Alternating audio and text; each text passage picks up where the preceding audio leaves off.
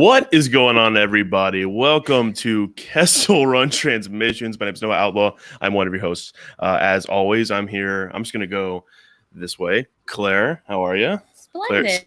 I'm doing fantastic. Good. Core, how we doing?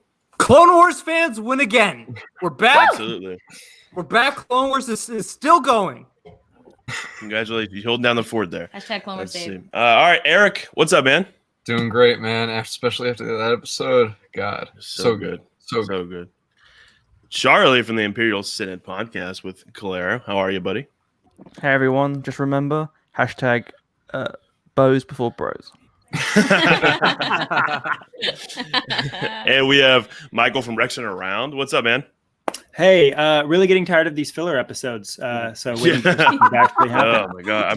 Let's move the story forward. Careful, Mike.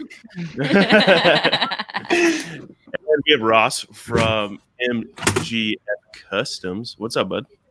Doing pretty good, Noah. It's caught a glimpse of heaven today. And who's? Sorry. I think he saw God. I did. Corey. Sorry, Yeah. go ahead, Ross. I don't mean to interrupt. No, Corey, I have a question for you. Oh my God. Oh, now you've gone and offended him. Oh, sorry, buddy. Come on back. Aw. Who is doing it? Corey, What? are you doing this? I am. Are you controlling the stream? Oh, Yeah, okay. making rules Fucking now. take over. I was like, who's just putting comments? So I kept, if you want to control it, go for it. But Sure. All right. okay, sorry. Is Ross back? Is Ross? Ross, no, he's being his Ross self. Ross got pissed. Yeah, he's done. You done? Oh, hi. Oh, God. Corey. It's Mike. Corey. I gotta take over, buddy. This is my OCD. I got it. Ross, come back. Come here. Ross. Ross, We didn't mean it.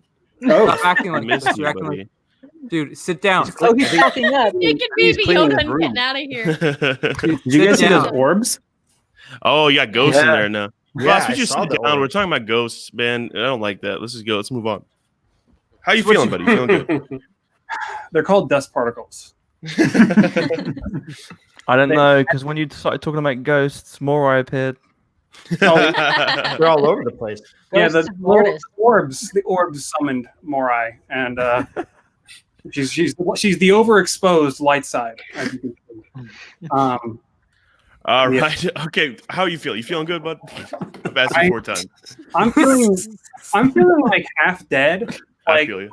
I didn't sleep after that, and so my mental faculties are not 100%. It's weird. I'm awake, but I can't really think straight. Yeah. And What so is I'm just flying around you? dude. I'm telling you, it's dust particles. It's Ghosts. it's very annoying actually because it happens when I shoot other videos, and I get these dust particles in the lens. I'm shooting an ad the other day, and there's freaking orbs floating by, and I swear it's not ghosts. It's just dust. It's Araj, buddy, how you doing? he's coming unhinged. I think the roster crest is operating at 60% efficiency. I thought I was on the Pirates of the Caribbean and looking at those fireflies on the right. No, I'm so happy that Egg Gate is done, and we are moving on to file Chapter 11 right now. I am. Moving on to Tadpole This was one of my favorite episodes of any Mandalorian series. I am stoked, so can't wait to discuss. Absolutely. Elias from Customs for the Kid. What's up? Not a whole lot. I mean everything and nothing. And I think a little bit of me saw God today. And I'm still processing. I was just watching the episode, and I came here because I love y'all and I want to be here. But yeah, having a great day. Awesome. Functioning at 95.5% efficiency. That's pretty high. I mean, this is a pretty high number. Yeah. So I think we're good. Local channel do that to you. We'll do that. And we have Les from the Sith list, not the Imperial Sith. I was The going to say, Sith he's list. welcome on any time. What's up, Les? Hey, I got nothing but time on my hands. I'm doing good. How you guys doing? It's really Great. good to be here right now.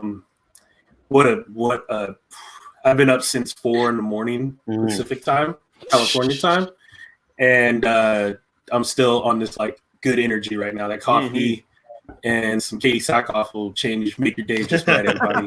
That's right. Absolutely. So there was a comment earlier before we went live. It said, all this episode made me want to do is get some tea with Katie Sackhoff. Oh. All right. Well, let's just hop into this, guys. So, Mandalorian, chapter 11. By the way, the Cobb.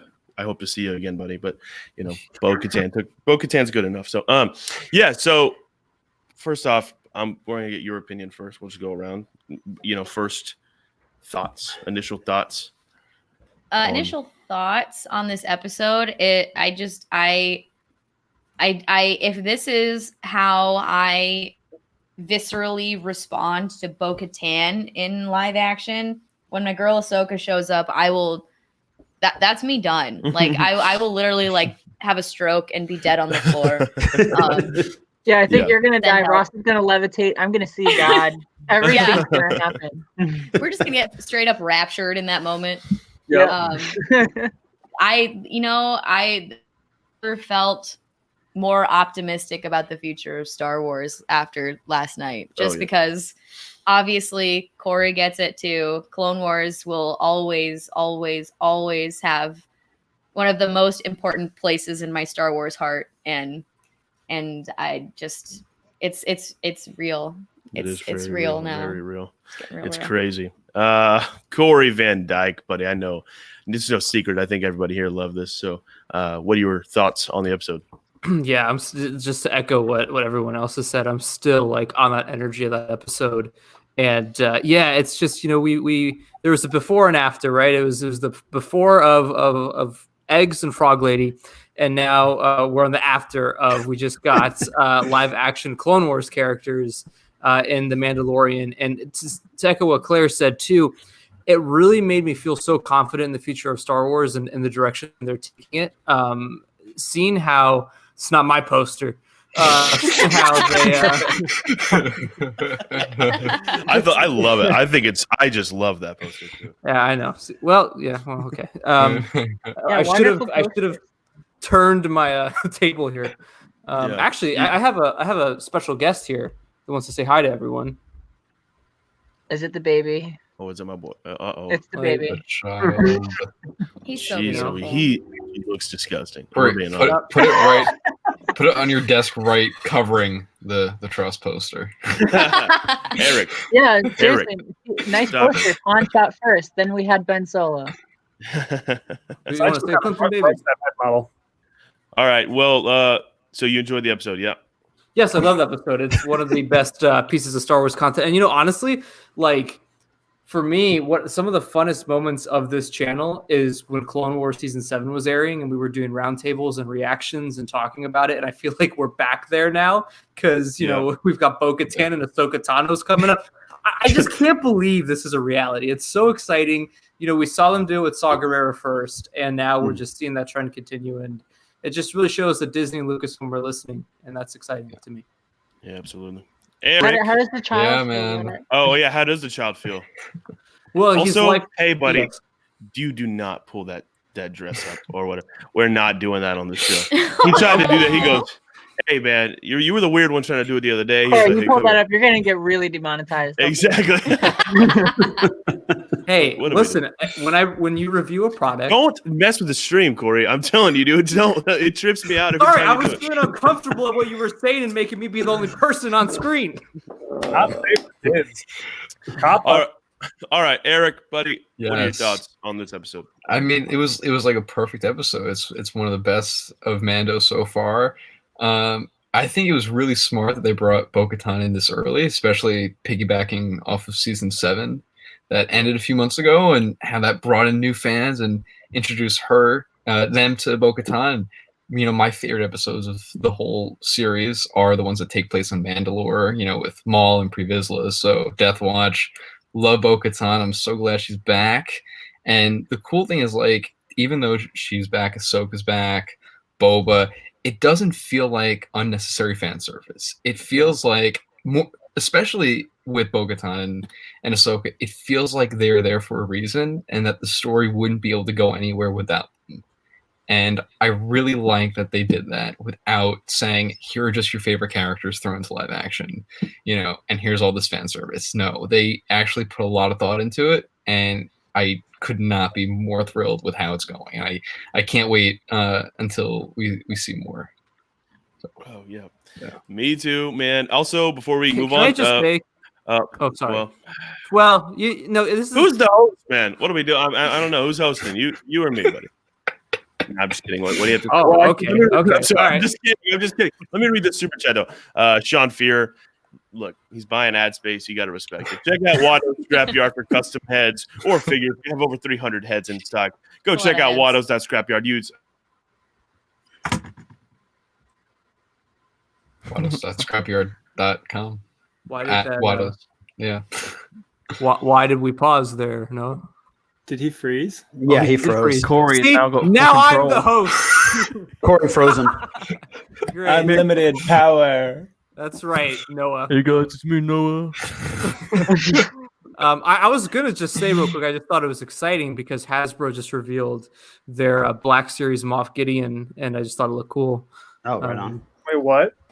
And their Queel and their what's the other guy that they revealed? Grief Karga figures. Is that serious or is it like a passive aggressive joke? No, I'm being real. I can't tell these days. No, I'm being serious. Okay. They also dropped they dropped images for the Spider-Verse Marvel Legends. If any, I mean, obviously Marvel fans watch the show. Oh, so. Noah's gone. Noah is gone. Yeah. Oh, he's not lying. Oh, Yeah. Oh man. Wait, so they dropped the Kuil in the vintage? No, it's called Black Series. All right, Ross guys. is gonna make that noise again. Okay. Let me be host again. Hold on. Wait, who is this? That's not Grief Karga. What is that? What the hell? That's what you get when you try to mold an older black man's face instead of just brushing it down and making it more Chubbs instead of Grief. Now you should have made it Chubbs from Happy Gilmore, and then maybe, or even go further back and make an Action Jackson figure, and then say that's Grief Karga.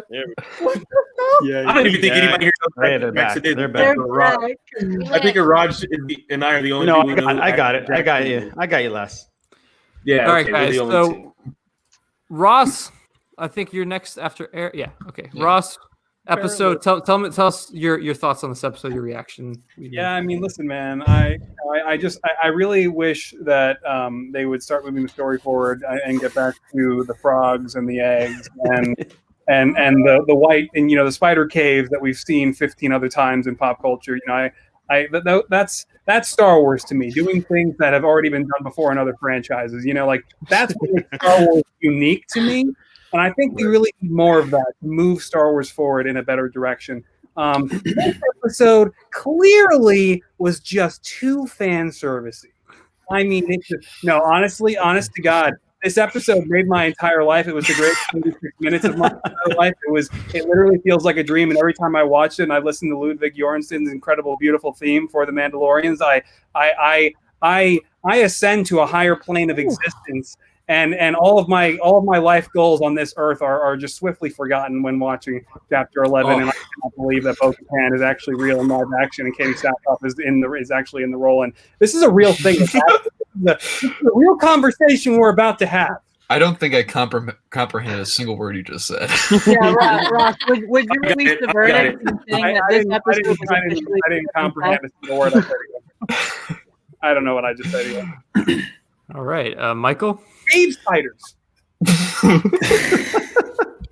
Okay, so for the longest time, I think Lucasfilm was repeatedly shoving the original trilogy era at us and saying, you want this, here's a anniversary of this, here's a new release on this. And I feel like the prequel fans, we made our voice heard, and we kind of spoke it into existence through social media and Twitter and ranting and podcasts, where we were all like, look, the original trilogy is great, but their time is gone. And now the prequel fans who grew up with Star Wars, that was our Star Wars, and we'd like to see more of it. And so they found this really nice way to bridge the original trilogy with The Mandalorian to these prequel characters that we're so in love with. And I think that was really masterfully done. I mean, that hallway scene in the ship where they're fighting off all the stormtroopers, that felt so prequel to me. It felt so like Clone Wars, Rebels.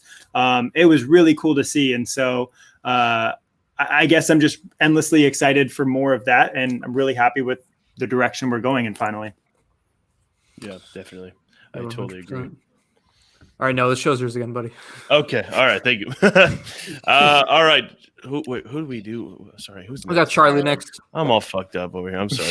All right, Charlie, what are your thoughts on the episode? Yeah, it was really great to see Star Wars Rebels as Bo-Katan on the big screen finally. After a really short appearance in that show, I was like, I wish we had more content with her.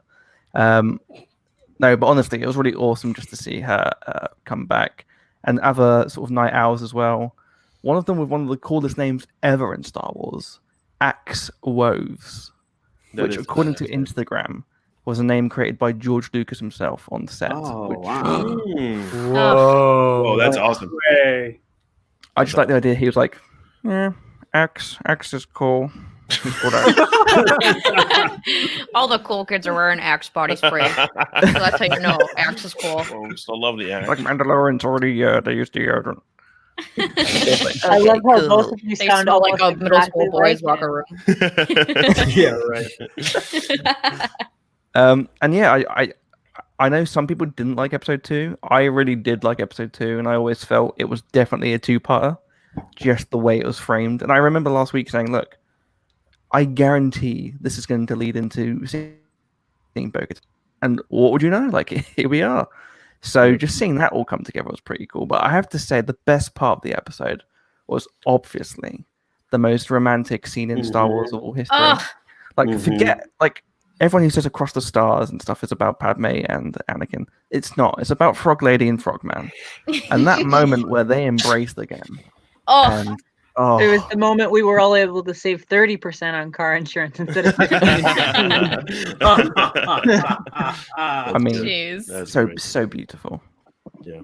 Well, yeah, for sure. The frogs are Wait, great. now they have a child. We can save 45% on car. Wow. Actually, Yeah, that's true. They have a might just child. be not paying anything for insurance with all those eggs. Raj, what are your thoughts?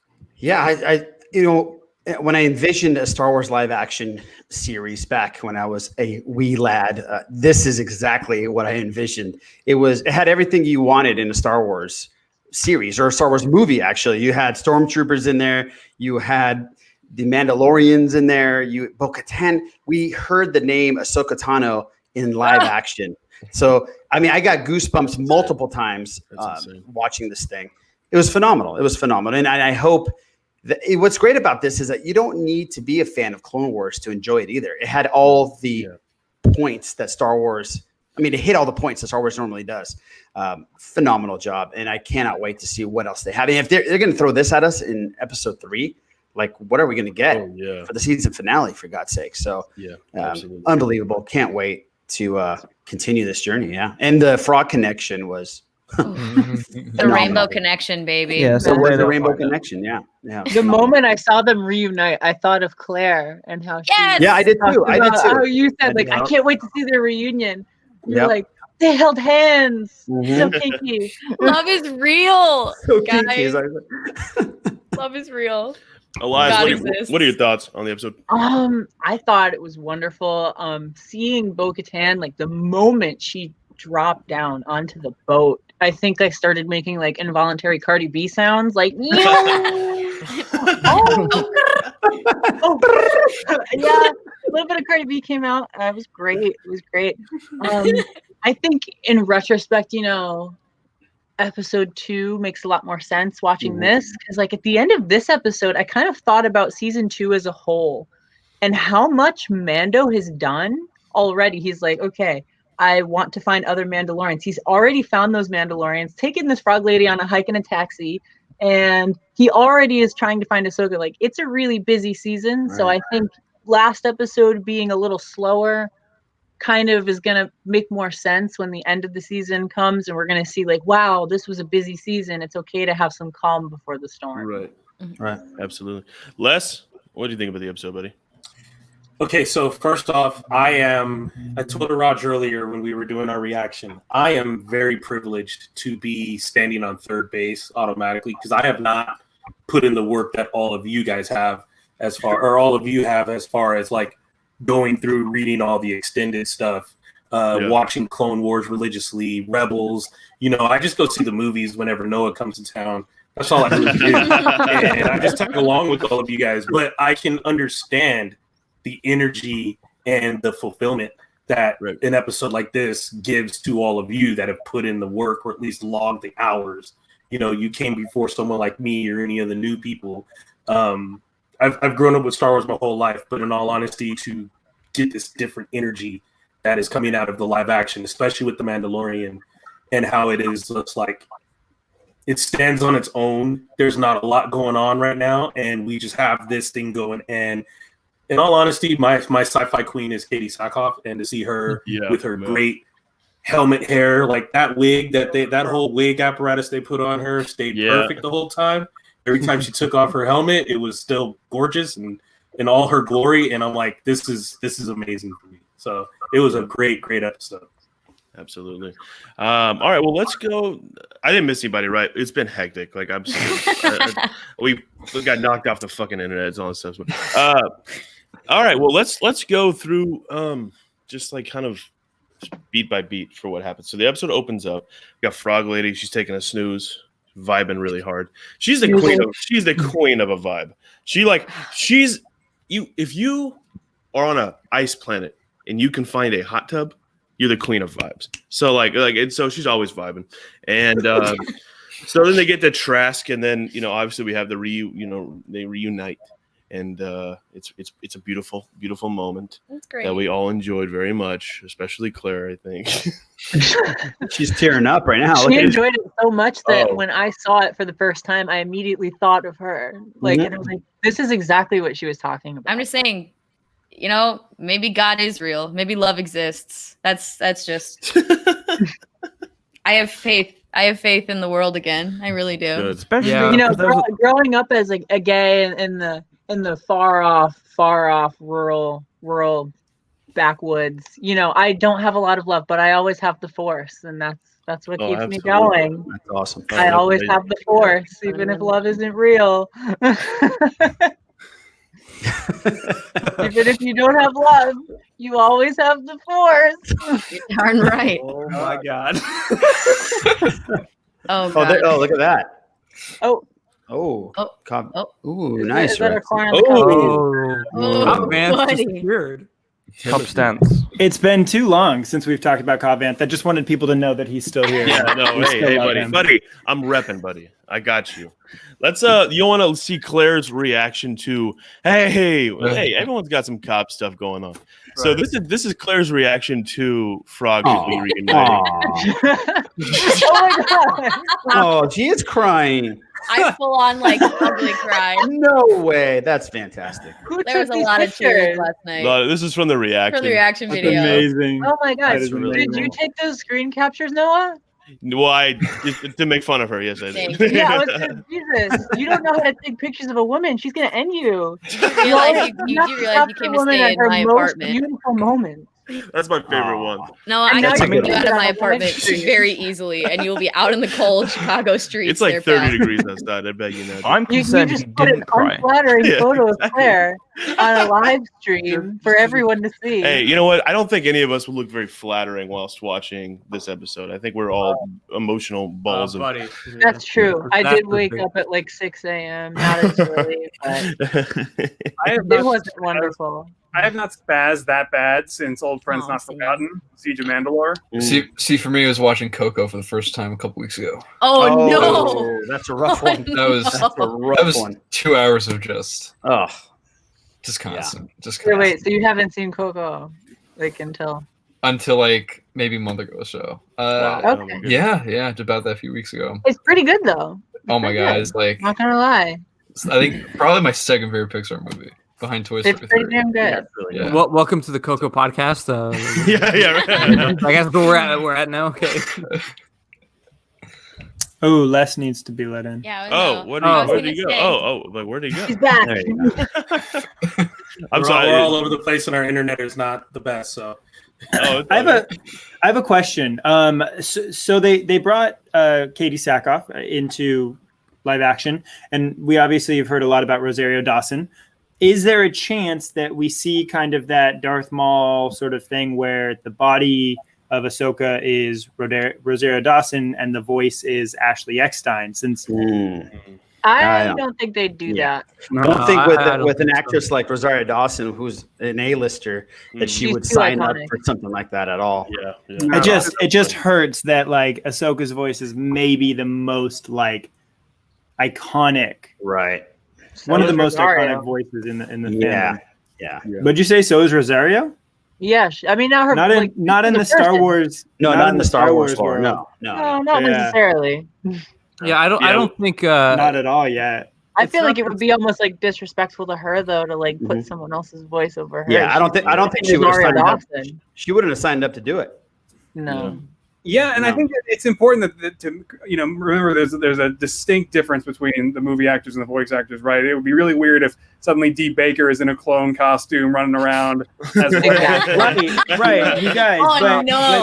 I want to see that so bad. So you guys get what Rex is saying. You have the specific case of Maul, right? Where it's like the dub worked out because he started out as a dubbed character, and then in this case, like Katie Sackhoff looks like her character, the age lines up. So I think when the specific, instances like this line up so well, then yes, go for it. But otherwise, you bring in other actors to, continue that. But on that note, you mentioned Dee Bradley. Of course not. He looks nothing like it. But Ahsoka's always been painted orange with white, and we've seen Ashley dress up before, and obviously that's very animated. But perhaps I'm just grasping at straws because everybody said no, and I'm just looking for any sort of relevance. But what I'm going to say about it, this Ahsoka that we're getting, she's much older. Yeah. So maybe her, with her age, her voice has changed a bit. Rosario Dawson, Rosario Dawson may just be able to capture that essence because I understand exactly what you're saying. Everybody grew up with. I mean, if they did like a Clone Wars, if they did Clone Wars era Ahsoka in live action, I think Ashley could totally do it. But I think they could do it too. She doesn't look old enough for. And I'm thinking about like Rosario. I think she might be able to get the voice like close enough where it could work. Right. And I feel like Rosario Dawson just has Ahsoka's features too, and Ashley doesn't. Absolutely. Yeah. No, and she wouldn't have campaigned for the part. Swagger. Rosario's got like this element of like I'm badass. I know it. And she wouldn't have campaigned for the part. In all honesty, she wouldn't have lobbied for it if she didn't feel she could pull that off. Especially just the look alone.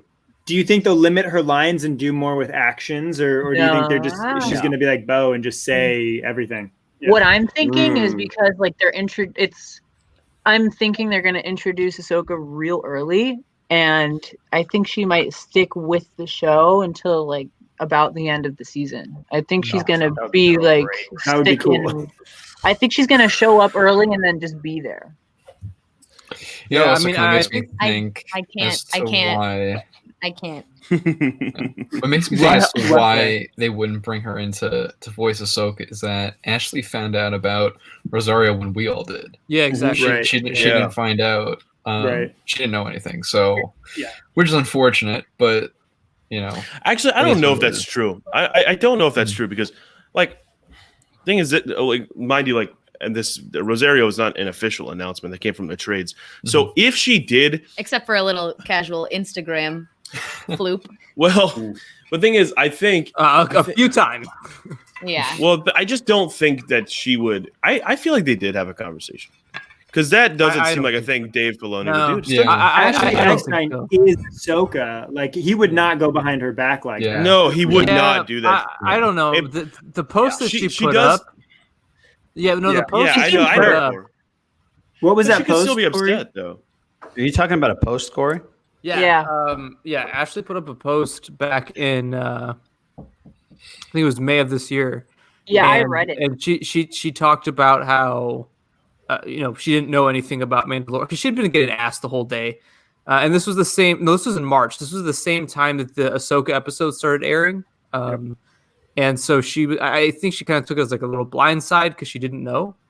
And her post to me insinuated that she did not know, and she seemed kind of devastated about it. So she was totally crushed. Yeah, she was totally crushed. That's her girl. Yeah, she was crushed. It bums me out that, like, from the sound of it, Dave didn't at least like shoot her a quick email or like send her like a vague text, kind of hinting at it. I'm gonna replace you. You would think maybe it was like above Dave.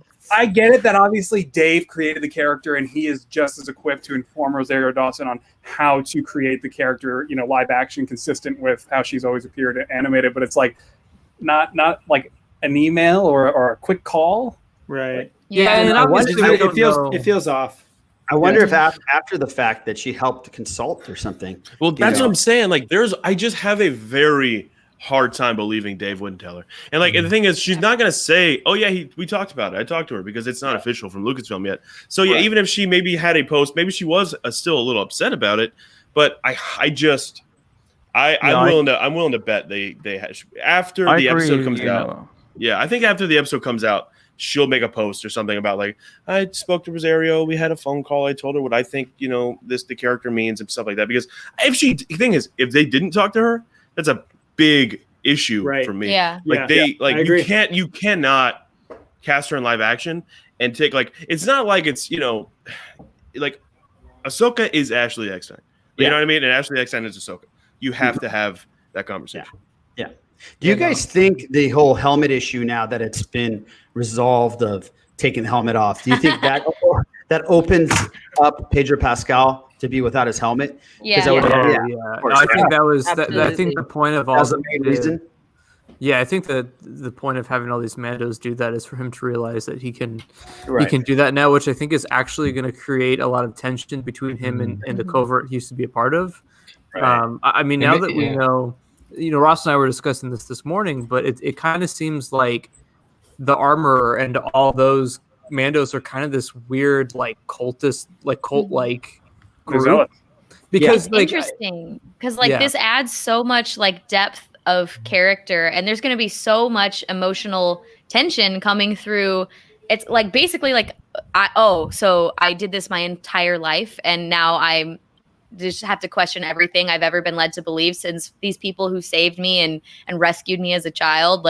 That is some fascinating, internal battles that we're about to, see a little bit with. And Pedro Pascal is a very handsome gentleman. I would very much like for him to take his helmet off more, especially when he's not just been rocked to shit like he was in the finale last season.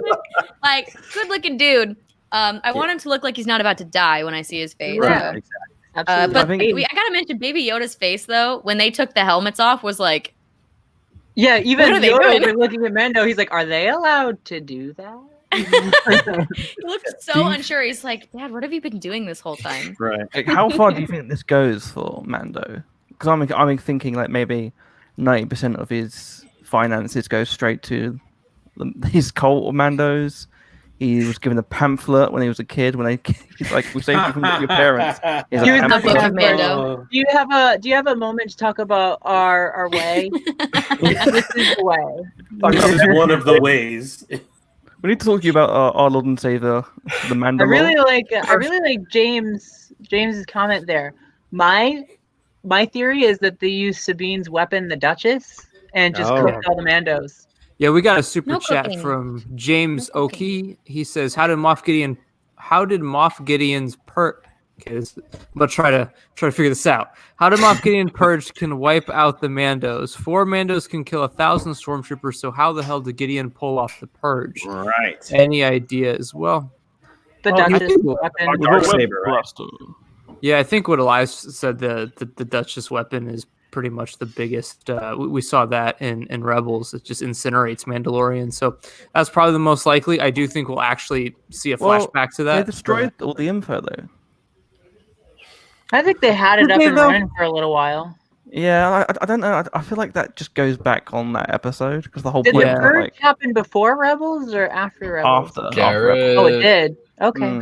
Garrett, producer. Daniel I'm under the impression that he just brought the full might of the Empire. Yeah. After it separated, he brought the full might of the Empire down on Mandalore and just went all in, just guns blazing, literally. I can't wait to see he that. He mentions in season 1, he says they brought loads of web blasters on ships and just shot down and stuff. Well, and you saw just that small part of the purge in Din's flashback in the first season, and it was they went all in on women and children too, just annihilating everything. So we got another Death Star then. So That is facts. So Alden Talk Star Wars Topic says, will the children of the Watch... I did it again! We did that the other night. Yeah, last night. We know you're Aiden. I know you're Aiden. Corey doesn't, but... Noah and Corey do not know. I don't know why I just said my name. With the children of the Watch, join with the non-zealous Mandos once Bo gets the Darksaber and is named the new Mandalore. So I actually have a theory about this. I want to see what you guys think. I do not think Bo will be the leader of Mandalore by the end of The Mandalorian. I'm going to go ahead and put out that I think Din Djarin will become Mandalorian. I also will say, really, I think we're going to see Din Djarin wield the Darksaber in the finale. Oh. But here's the thing, though. Like, for me personally, I don't see that happening because by every single earned right, it is Bo.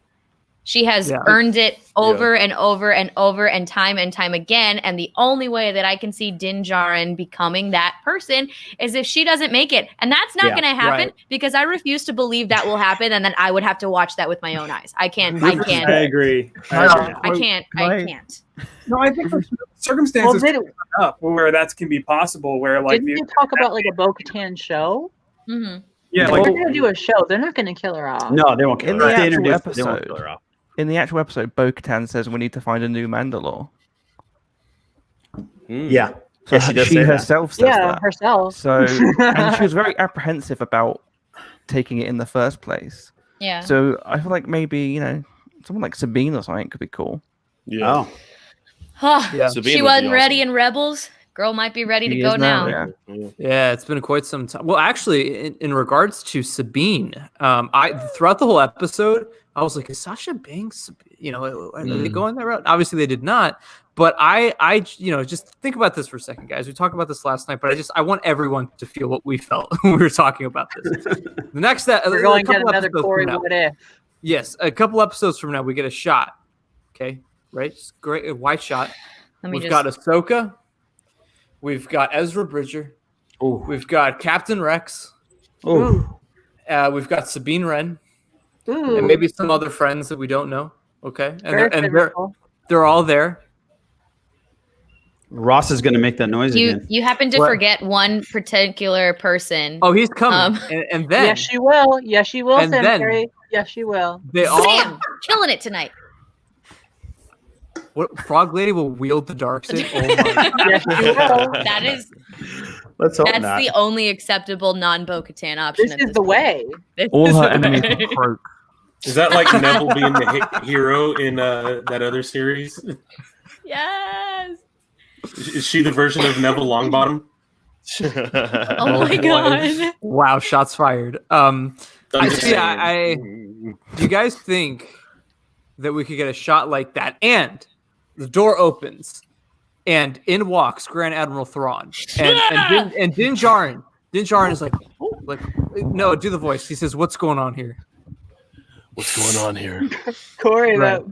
Okay, and then portals erupt in the background, and more characters from all the start doing it. Everybody just comes out. That's right. I actually do think Ahsoka is going to talk about how there is a war going on in the unknown regions, and that she is looking for help. Goddamn Grisk. I think you're right. Grisk, yes. Thank you, Charlie. The Grisk. Here we go again. Here we go again, indeed. Okay, Charlie, you got no right to get at Nikki and I constantly talking about the Grisk because you still haven't read any of those Thrawn novels, so you need to get on that. Got him good. I'll put in about 10,000 years so I can read the first one. Accurate. I honestly still haven't, and I just think they sound amazing. You guys, it's so good. Pretty good. The whole Ahsoka thing. Do we think that Ezra's back? Or Ahsoka's like, do you know what we gave it for 2 weeks? We never found him. Either she's still on that mission or she already found him. Can you imagine? That's how they end up the Ezra storyline. Never found him. Oh well. That's a toss to the side. She's like, I gave up after 5 years. I'm done. In the background, it's Thrawn and Ezra, but they've got those like fake glasses, nose, and mustache. For the kid, we have our own little theory here. And our theory is that she's not going to turn him away. I think, she's going to become more of a Jedi than any other Jedi ever was, because she just decided to do it her own way. And usually that yields good results because she's Ahsoka. She can do no wrong. That's another thing we talked about on Internet Pod, which anyway, our theory here at home is that she's going to take the child through the world between worlds, through time, and put the baby back in time, and he can grow up and be the Yoda. Whoa! So you're saying too messy? That's so messy. Yeah, it makes me so nervous. That's the world between worlds. Literal baby Yoda. He's not the child. Toss baby Yoda through a world between worlds portal. Can you imagine like the casual Star Wars fans, just like the non-hardcore ones? Yeah. Great theory. It's just terrifying. Plot twist. It's actually Baby Yaddle. Can we excommunicate you? Wait a minute. Wait, I hear? I wonder if Ahsoka's going to mention Yoda at all when she sees the child. That's what I'm hoping. Right? You gotta think so, yeah. Hey, I know who Ahsoka will mention though. Okay, because to Kyle's point here, do you think Ahsoka will refuse to train the child and basically give the whole "I'm not a Jedi" line? Here's what I think will happen. She's going to mention Luke. I think she's. Thanks, Eric. Yeah, that's probably exactly. Hey, I heard about this little Jedi Academy chilling out. So, but here's the problem. Baby Yoda's going to get killed by Kylo Ren. Exactly. Like that's why the world is the only logical explanation. When you gotta go, you gotta go. If he meets up with Luke, it's not gonna be good. Yeah. Well, we talked about this on Internet Pod, and we were just saying how frustrating it must be to be the Mandalorian, because so far this is his structure so far this season. He goes out to find a Mandalorian. It isn't a Mandalorian, it's some random dude. Takes that guy's armor, goes off, has to give this frog lady around. He's like, look, okay, whatever, look, we'll get that. Meets these other Mandalorians, meets them, and he's like, okay, well, you're not proper Mandalorians. Great, terrific. But they're like, don't worry, we'll show you where the Jedi is. He goes to meet Ahsoka. She's gonna be like, I'm no Jedi. He's like, look, I don't know what your guys' story is. Like, I'm leaving this thing here. Goodbye. He's gonna feel bad that he took Cobb Vanth's Boba Fett gear. He's gonna go back and go, "Hey, I was wrong, man. You can have it. Take it. Like, you put it on. Apparently, you're Mandalorian now. You're good. Okay. You're good." We have to think about how Boba Fett's going to be involved. Like, I feel like I personally know I've gotten so caught up in thinking about how Ahsoka's going to be involved that I haven't thought at all about Boba Fett, because I just don't care about him as much as I care about Ahsoka, because she's better. Burn me. Ahsoka's better. And Yeah, the I mean, that's about to go 100%. wild. You know what? I'm okay with that. Ahsoka's better. Do you think Django was a member of the Watch? And that's why he's not a Mandalorian. Yeah, but they say he's not a Mandalorian, but maybe it's because he was like one of these cultists. Yeah. And, it wasn't exactly the. But he takes his helmet off. Charlie just said something that just really rang true. Think about this, okay?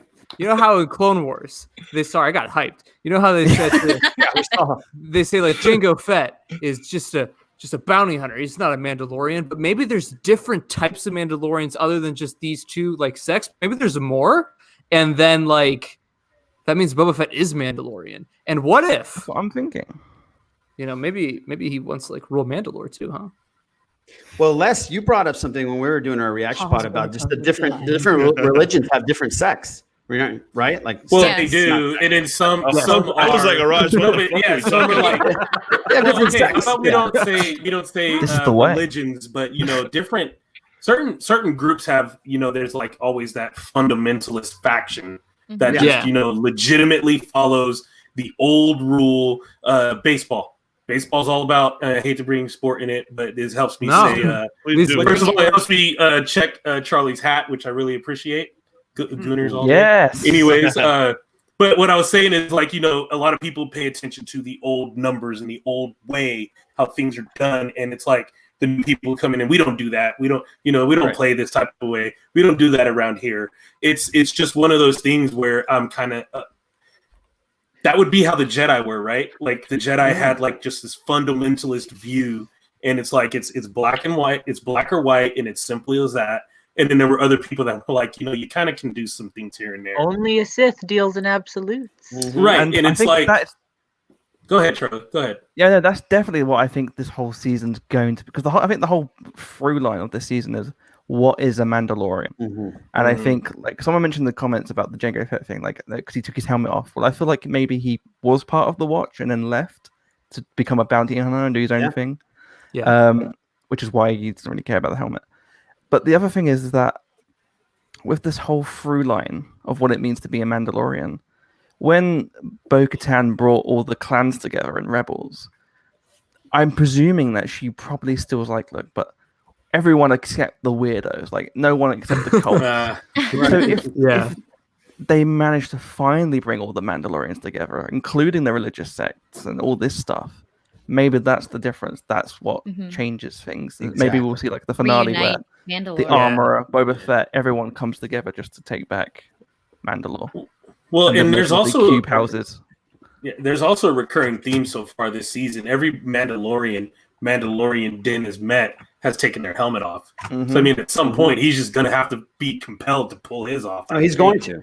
Simple as that. Yeah. So it's setting us all up like he saw it's okay. He saw that this is one of the ways, and should be okay for him too. So I would love 2 episodes where like, oh, go ahead, Elias. I was gonna say this time when he takes it off, the hair is just gonna be like nice and not. Yeah, it's gonna be nice. Oh yeah, right. You know, no, maybe no like scars. It off, and I'm like, dude, no scars, no anything. Game of Thrones. Maybe because all of these other Mandalorians take their helmets off, they've perfected the art of styling their hair so that when it comes off, it always looks good. Right. However, Din has not done that, so he's gonna look like he's been sleeping for like 15 hours. He's gonna be like, they're using that sexy hairspray, Claire. That's what they're doing. Honestly, yeah. It's you know, extra hold. What? Extra hold. Have you heard of this? Well, maybe not because there are rumors of new animated series. Would that be kind of like a Rebels successor show? Oh my god! I guess. I mean, I haven't heard of that, but I'd be intrigued if they do it. I will be there. Where's the damn Take my trailer? money. I wonder who broke that news. Star Wars insiders, where is it? I will say so, like, with the whole Jango thing about him not being a Mandalorian, like, are we truly going to believe the words of Olmec? Exactly. Is he the most trustworthy guy in the galaxy? Oh yeah, Olmec, he's wonderful. Exactly. No, go ahead. I'm sorry, buddy. No, to Charlie's point, I do think that's going to be a big revelation of this season 2 with Boba Fett. Is, you know, I don't think that Boba was just put into one episode just for that quick cameo. I definitely what. He said, I think he means he'd love to see how you react if Ezra shows up. Like, we got to go back to Lothal. You got to go back, Kate. Yeah, that's exactly what I was thinking of. Yeah, I definitely think that the Boba's going to play into the whole like Mandalore theme. But I want to bring something up to all our heavy Clone Wars fans here. Oh, actually, great question. Yes, where is Corky? Is he safe? Where's Corky Kryze Kenobi? Where is he? Yeah, he? he took his dad's name. It's fine. It's fine.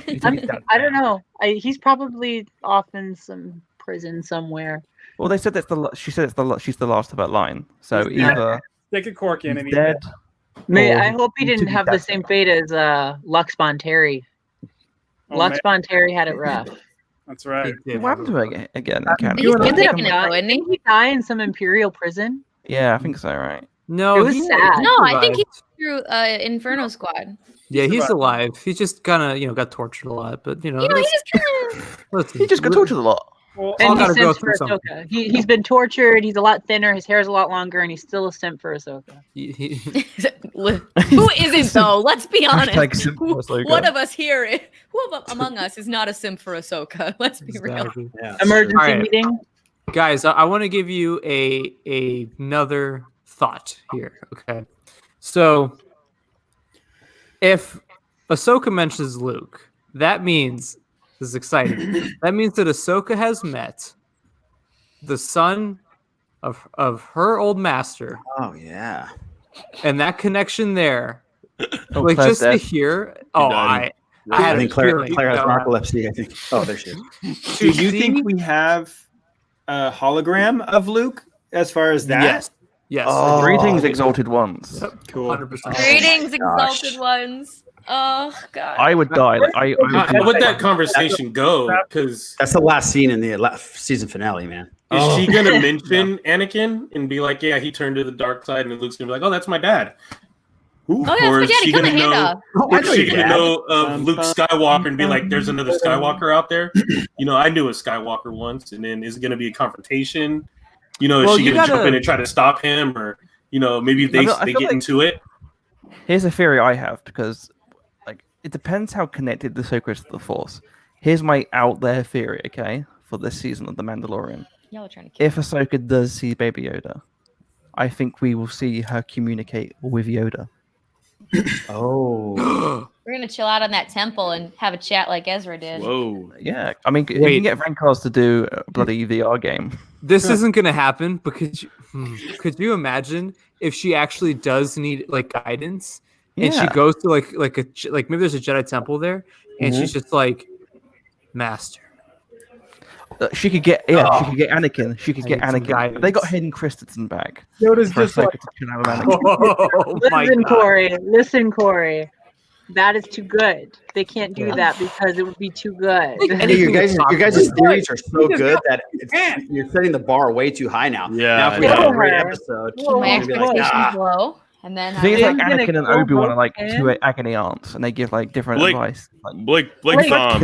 Have you tried killing Baby Yoda? You wasted $5. Yeah, Blake Thom, thank you for the $5, but your theory is fucking bonkers, bro. Whoa. I think Bo gets the Darksaber, but then will kill her and take it because he believes she does not represent. This is not the way. That is not the way. That is not the proper way. He spits on the body and goes, "I don't speak frog." Actually, guys, I think I might have to head out. Just kidding. I don't actually feel that way at all. But we send many strongly worded letters to Jon Favreau's social media accounts that he will never see. But we're gonna send him. Yeah, we're gonna.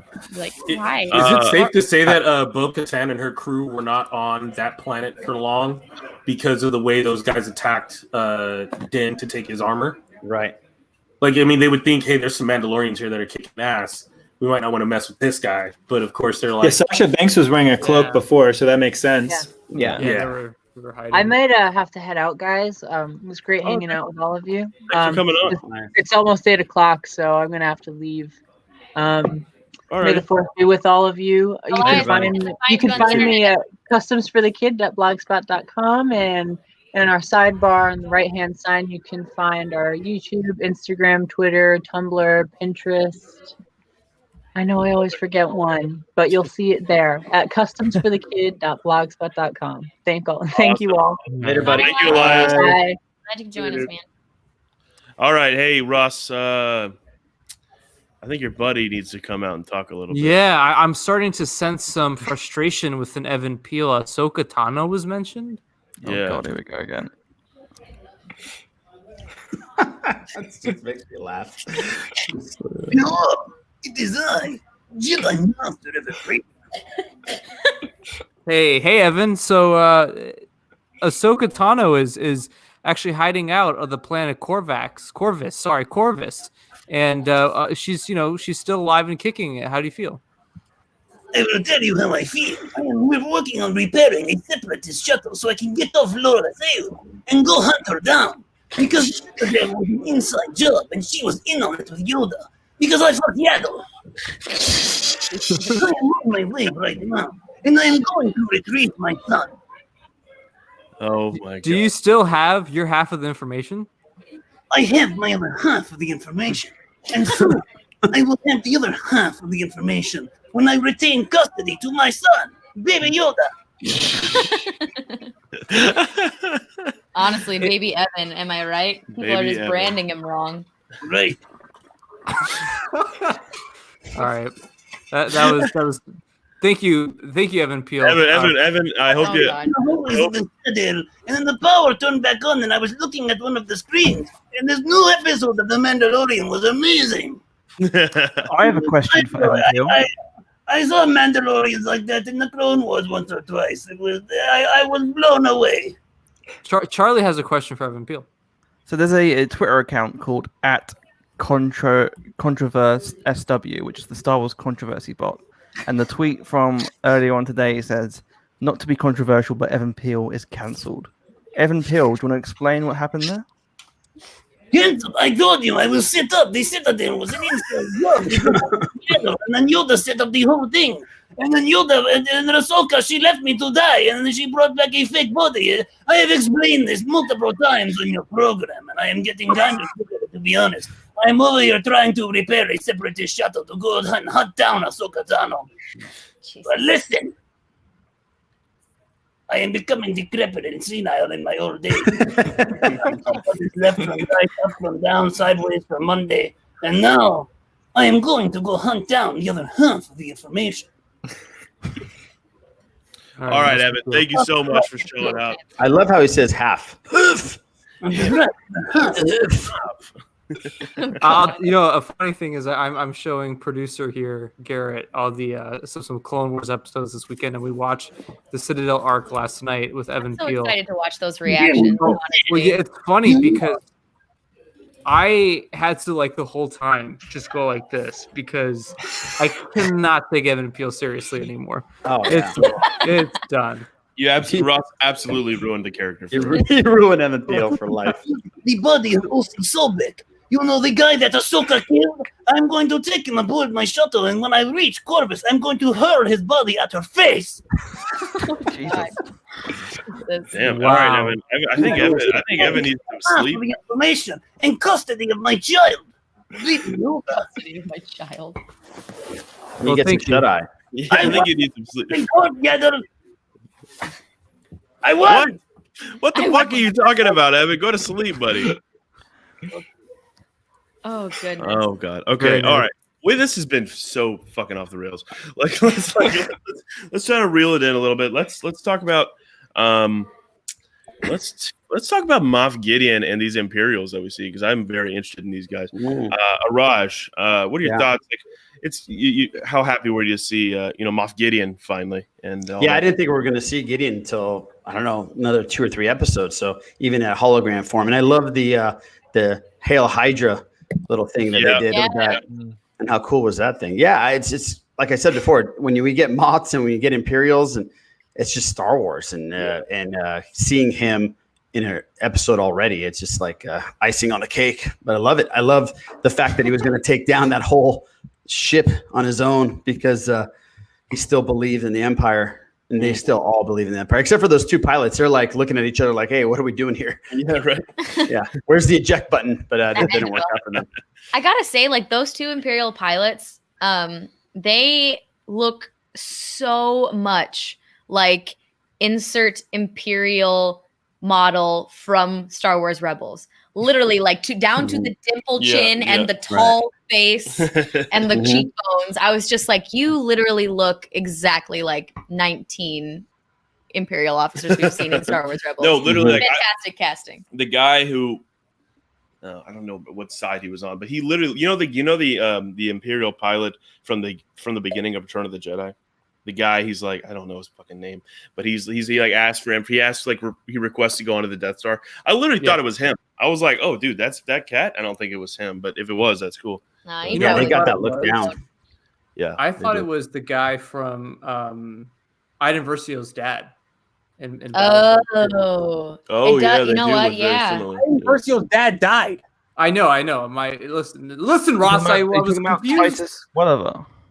Yeah, cloning, dark science, exactly. And the guy they got to play the Imperial, what was his name? Titus? Is it Titus? Yeah, Titus. Whatever. Titus Welliver. Yeah, he's fantastic. He's a great actor. That's a great pull, by the way. And they kept that under wraps. He's awesome. He's in everything. He's in everything. Yeah, a lot of Shield agents of Shield actors. Oh yeah, we got. He was in Lost too, wasn't he? Yeah, he was in Lost. Yes. Yeah. Yep. I think I labeled him the American Mindo.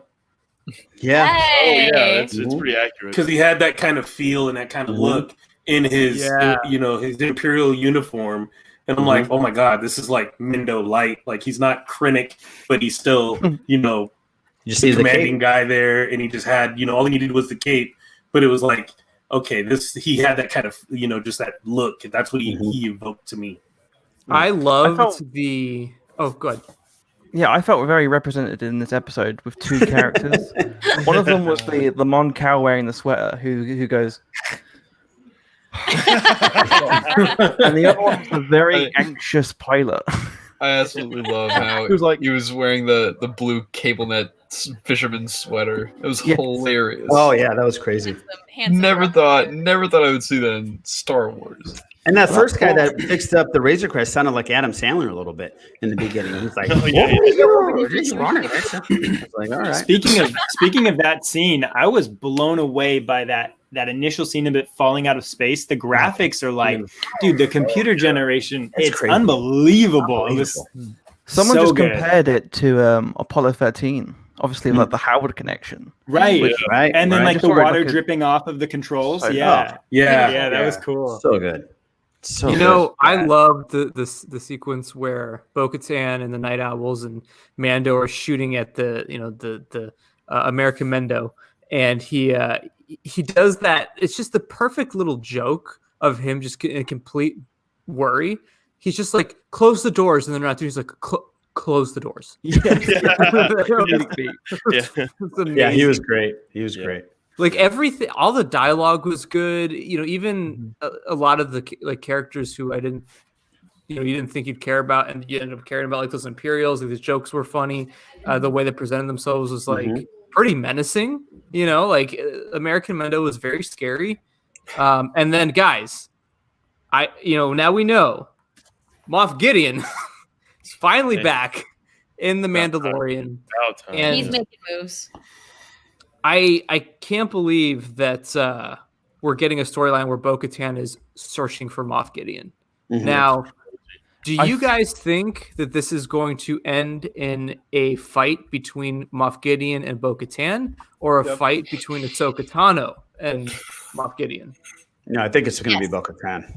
Yeah, I do. You know what? Why don't we just say yes and have all of the above? All of the above, yeah, right. That'd be awesome. How epic would that battle be to have Din, Ahsoka, Bo-Katan, and her what is the group called again? The Night Owls. Yeah. And have all of them. Avengers versus Thanos there. To have Grief and his people come in, and you got Moff Gideon with like whatever his garrison is, coming through. What if it's Moff Gideon wielding the Darksaber versus Bo-Katan wielding Ahsoka's saber? So, there you go again. There you guys go again. If you want to know, like, we made it Charlie made it a joke on our Twitter account this week of Claire has a type, and it's literally Cobb Vanth and Gar Saxon, two men who look very similar. But I want to throw in a third thing. I don't have a type. Frogman. Honestly, Frognetti. I need to find me a frogman. Mon Cal in a sweater. Mon Cal in a sweater is another one of them. Also, it's like the Chris Evans Knives Out sweater. It's like that's going to be the trend's fall. Like Chris Evans' sweater from Knives Out. It's the same. Definitely. It's different color. Also, Ryan Johnson retweeted that as well. The third thing, what's your third type, Claire? Is Bo-Katan fighting Moff Gideon and kicking his ass. That's literally just like, if you want to talk about like the things that will make Claire fall in love, watching that, it's literally just like that's it. There's no other person for me at that point. I feel like anyone who were to, I agree with Claire 100%. I think this is all building up to a fight on Mandalore. What? Sorry, Sam. Sam's cracking me up in the Sam chat. Gary said something weird, but we're gonna put it up. It's funny. Claire, that's close to bestiality. Sam always cracks me up. Thing is, I think this is all building up to, at some point, maybe not this season, but maybe in the last season, a huge battle of the Empire versus Mandalorians on Mandalore with like Bo-Katan, Ahsoka, Din, Boba Fett, Yoda, Sabine. Boba Fett, Sabine, Ezra. Why not? Yeah, Cobb Vanth, yes, absolutely. Why not? Kalani from Rebels. Which All means those, either A, they're going to lose, and that may set up the First Order. Yeah. Could That's that, the could thing, that like, possibly? Go ahead. Yeah, on Infinite Pod, we were talking about this, and I think me and Noah were the ones that were like really excited about this prospect because I really like the behind the scenes information and stuff like pushed into Rise of Skywalker. Like all the nonsense about the Final Order and stuff. I like live for that stuff. Yeah. So we were talking about how Grand Admiral Sloane is more of the First Order kind of stuff. So all the stuff of building up that from the start is out there in the galaxy. Whereas Moff Gideon could potentially be part of the Final Order sort of things. So he's more aware. He's the more fanatical. He's the end person game. who is.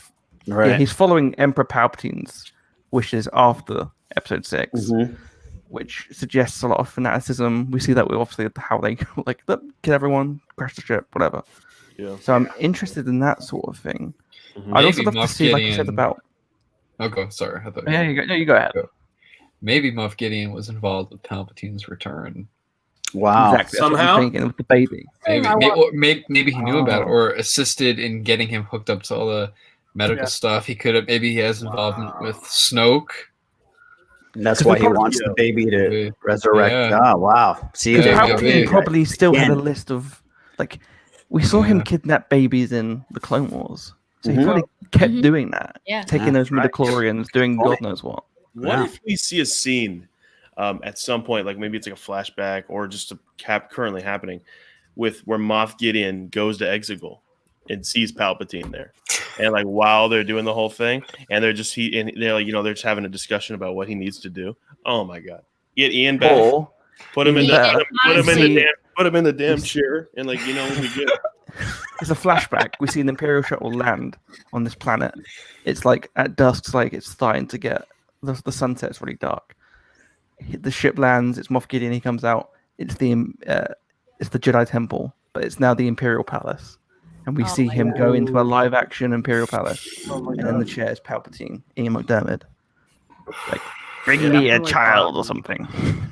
I kind of would genuinely prefer that the Mandalorian and all future Disney Plus Star Wars shows sort of don't have to rely necessarily on anything that comes after.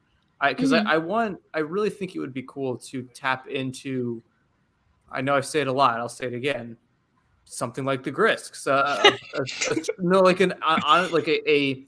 struggle that only happens in the unknown regions, and the war never reaches the main planets. Nobody knows about it, and it's Ahsoka and Thrawn and Ezra and all these people fighting this war, and Luke without too many people really knowing what's going on, but they're also saving the galaxy without anyone knowing. I think that would be a cool way to flesh out those characters more and give some of them the proper endings. Right. I think you can do that and also have that in the background though. No, I agree. I think you should do it both ways, where I do want Gideon to be connected to listen. It sounds awesome. But I do agree with Charlie. I do want Gideon to be associated with Palpatine. I think that makes sense. Going back to Luke for a sec, it kind of makes me think if in the off chance we see Luke, do you think they'll use a younger actor or use a I know. It'll be a hologram. Let me know who It'll be a hologram. Do you think they'll try to de-age Mark? Because I hope they do the latter. Or some kind of CG restoration. Because with Rise of Skywalker, the reason why it was like only one shot was because they couldn't like perfect it enough.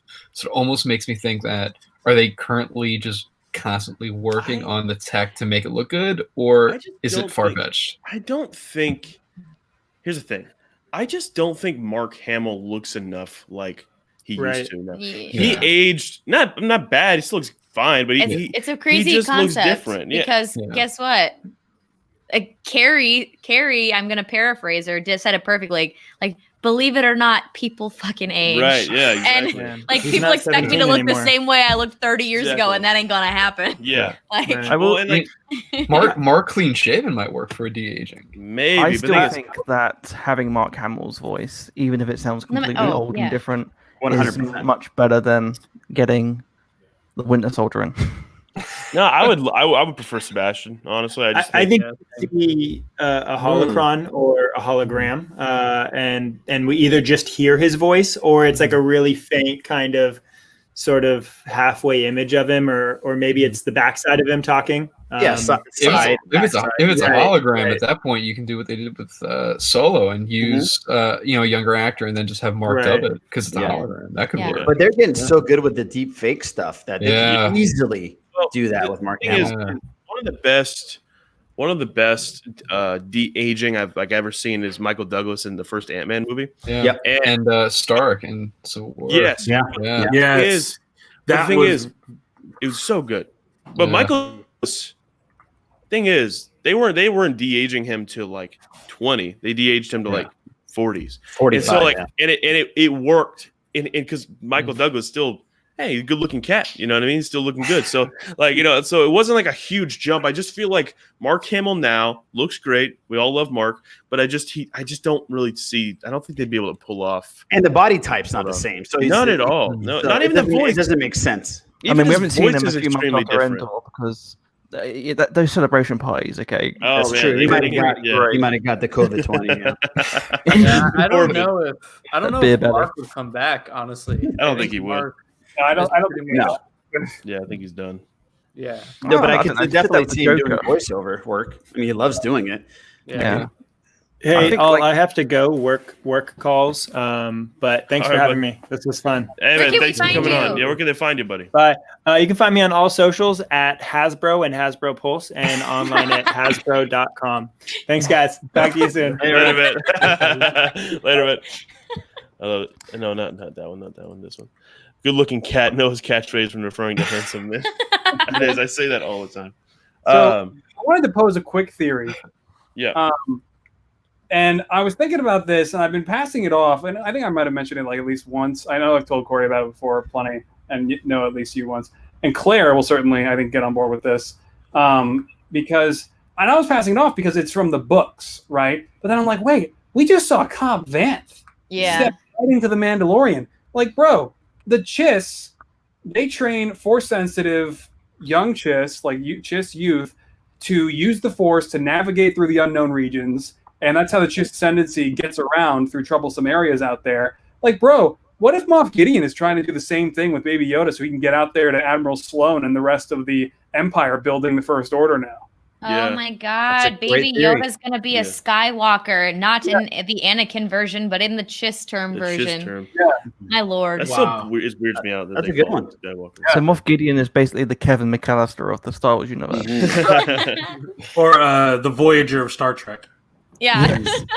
Stuck all the way out in like the Alpha Quadrant and don't know where the heck they are. So. But it's not outside the realm of reality anymore. Now it's all open now. Yeah. Cobb Vanth is in like 10 pages of a book from 2015, 2014. Right.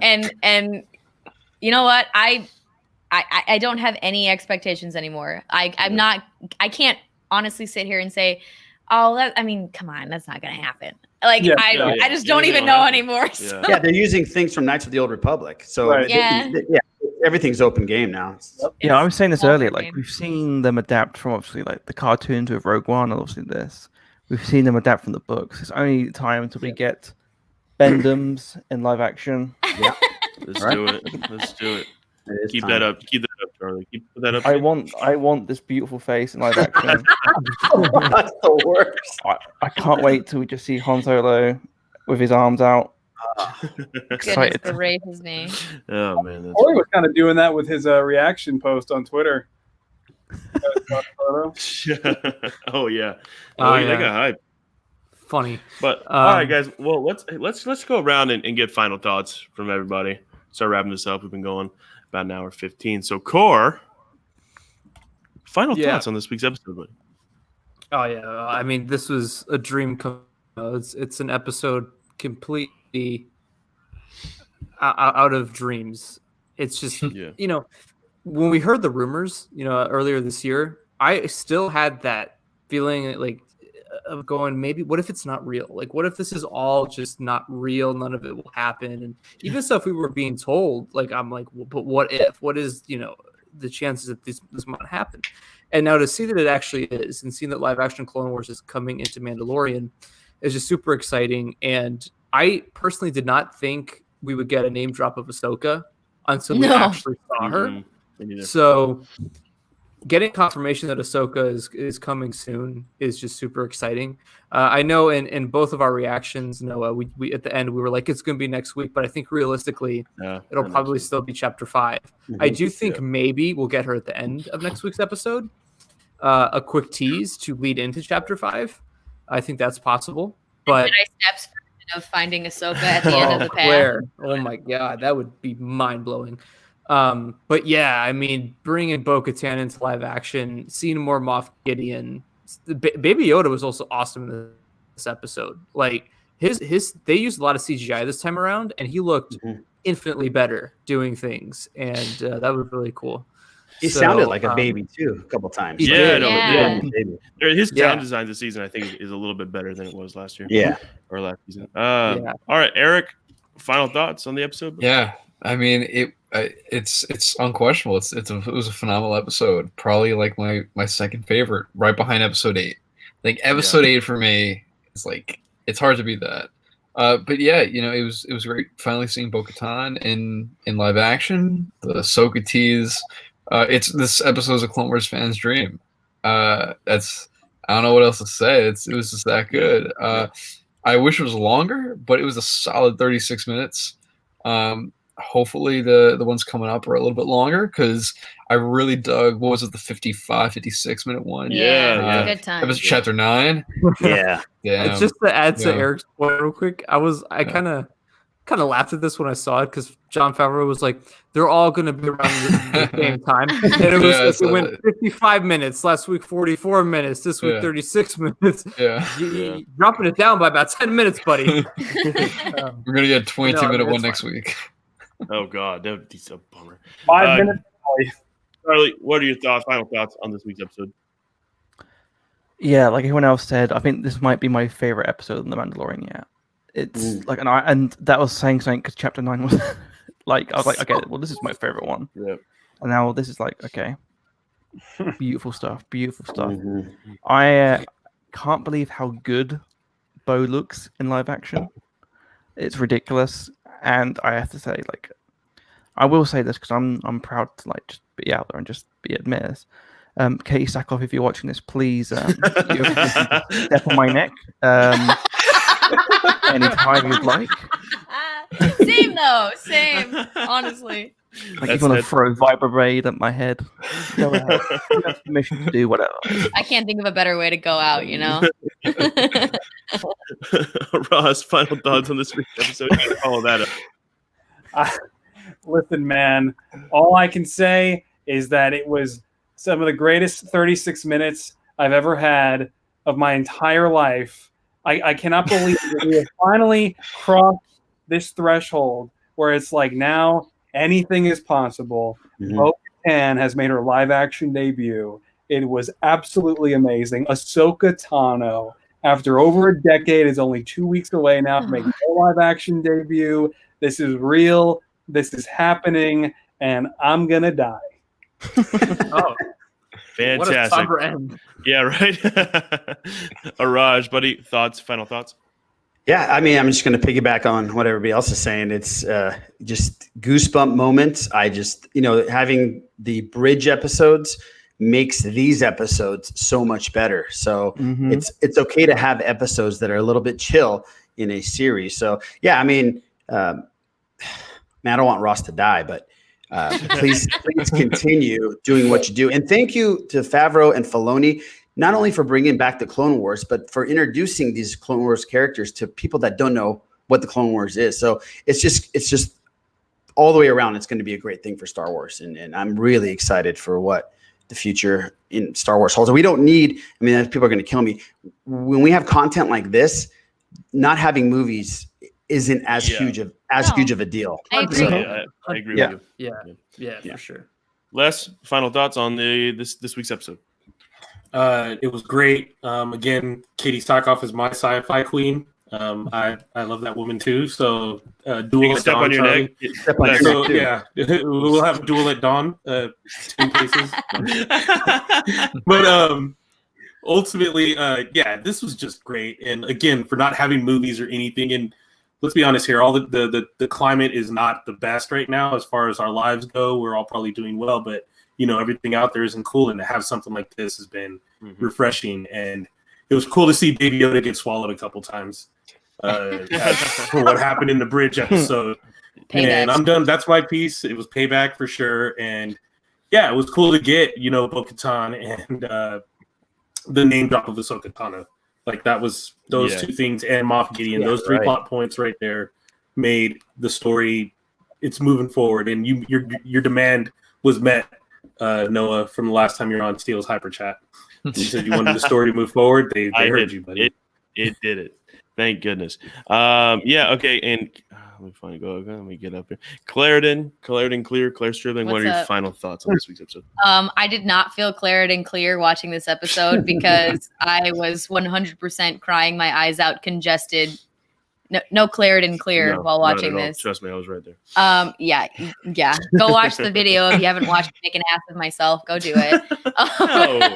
No. Honestly, but that's the thing though. Is like, Les, you touched on a really good point that it's not been the best year for a lot of us, and I think for most of the world, it's kind of been a bit of a tough, taxing, emotional year. We're all really stressed out about the state of the world we live in and our future as a human species and as a country and as a world of countries.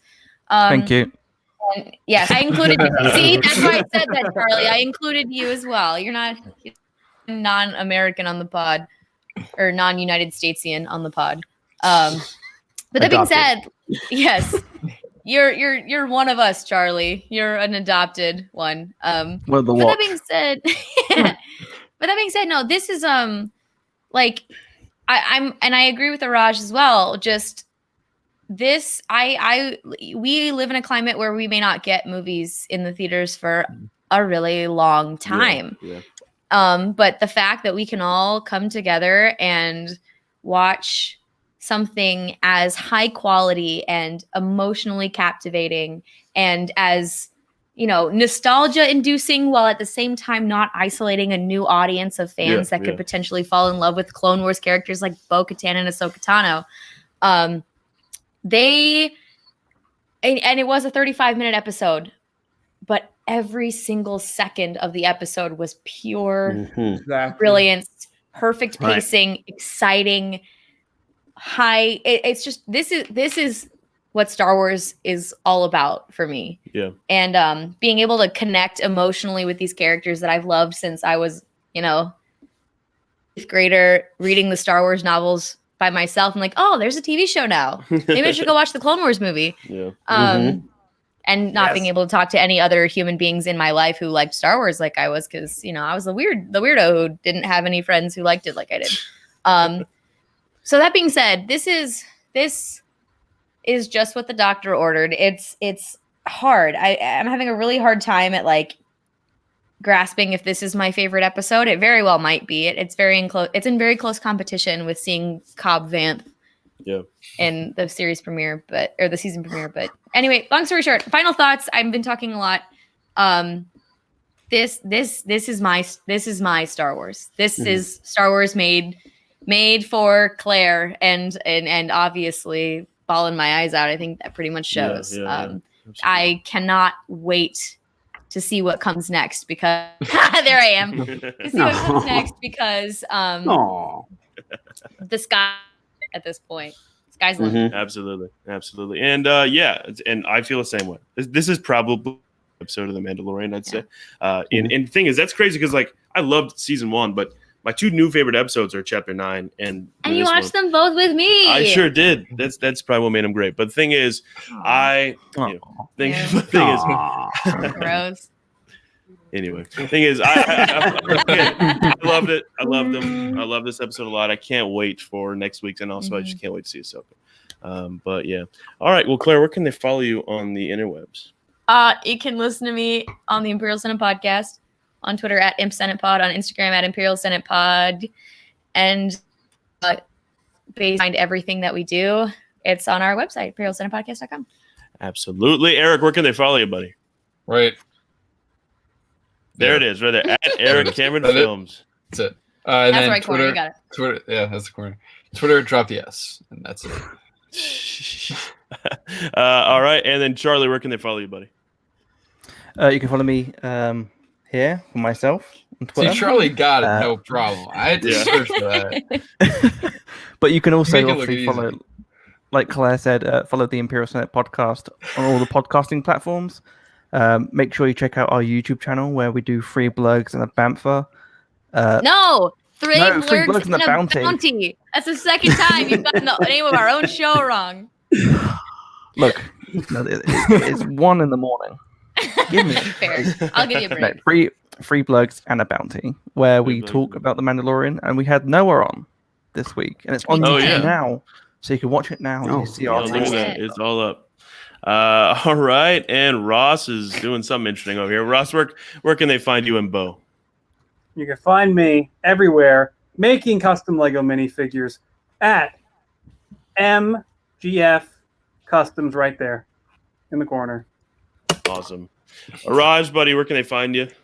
You can find me at the Sith List, our podcast, wherever podcasts are listened to. And then we have a YouTube channel now, so you can find us, the Sith List, on YouTube. So we do reaction shows and all that cool stuff. Yep. And I'm going to be honest with you, they are worth every second of listening and viewing pleasure, because they're a lot of fun. You guys need to check them out if you haven't. Thank you. And I do want to say one thing. It feels like we have the new year came a couple weeks ago. So, and it seems like there's a new positive energy in the world and also with Star Wars stuff. So, yeah, keep the positive vibes going, people. Yeah, absolutely. And Les, where can they find you, buddy? You can find me on Twitter at LesMore78. It's in the bottom left-hand corner as far as I am right now, which is your right, my left. And you can also find me on the Sith List with my good buddy, Raj, over here. We are on all your favorite podcatchers and also on YouTube now. So I got to keep getting a haircut regularly. Right. Cornelius Van Dyke, where can they follow you, buddy? You can follow me at Wolfpack on Twitter, Instagram. Also here, Kessel Run Transmissions, at KR Transmissions on Twitter, and at Kessel Run Transmissions on Instagram. Just want to say a big shout out to everyone who's been watching the roundtables and the reactions. We enjoy doing this very much, and we have a lot more planned for Mandalorian in the coming weeks. So yeah, this has just been so much fun, and I'm like so nervous and excited for this next episode because I mean I'm fairly certain this. Anyways, yes, I'm excited for next week. All right, and you can follow me on Twitter at Outlaw Noah, on Instagram at the Outlaw Noah. Yes, Sam Carey, you can find Corey next to a Tross poster everywhere. He takes it everywhere. He loves it against his will. Dude, I might toss it out when you get back. Really? That's right. Wow. That's nice. That's fine. I just go buy another one from Walmart. It was $2. So all right, guys. Just peel the Clone Wars poster. I will. I will. I already have, probably. It would be dead to me, but it's fine. All right. Thank you, everybody, for watching. This has been fun. These are so much fun, and we will be doing these, obviously, for every episode. So make sure you like, subscribe, all that good stuff. And yeah, make sure you just keep loving those wars and being positive, and it's a lot of fun here. So, all right, guys. Which one? Sorry. What are you trying to do? Everybody. What are you trying to do? Oh, sorry. All right, yeah. I see what you're saying. Everybody, goodbye.